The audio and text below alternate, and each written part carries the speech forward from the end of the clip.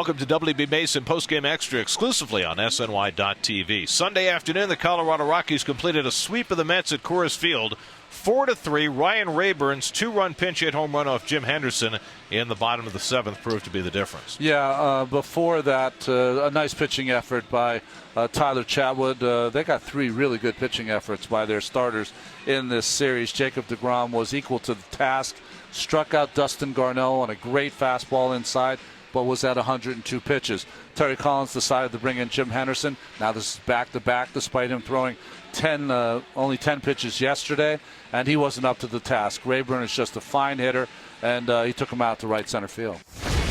I definitely caught too much plate. Down 2-0. I definitely wasn't thinking about grooving one and getting back in the count. I was thinking about kind of corner and end to him.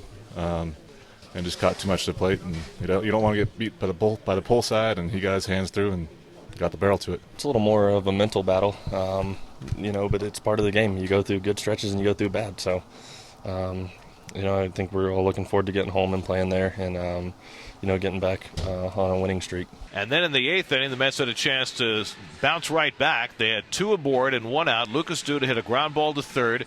Nolan Arenado made no attempt to tag Juan Lagares, who kind of edged his way past Arenado, but was called for going out of the baseline, made it a double play, took the Mets out of the inning, and blunted their comeback. When I was a football player, we used to say kind of broken hip run, where you just take your hip away so you don't get tackled, or this time for Lagares not to get tagged. Seeing it from the overhead camera, he certainly did not go out of the baseline. A bad call, I think, by the umpires, and that's two bad calls in 2 days.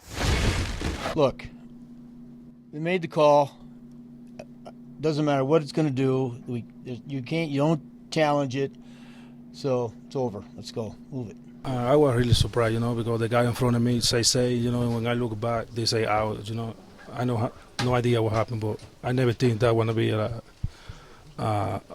So the Mets wind up getting swept in Colorado. They go 4-7 on the road trip, and now they limp home to take on the first-place Nationals on Tuesday night. First meeting of the year between the Mets and Nats in a marquee pitching matchup.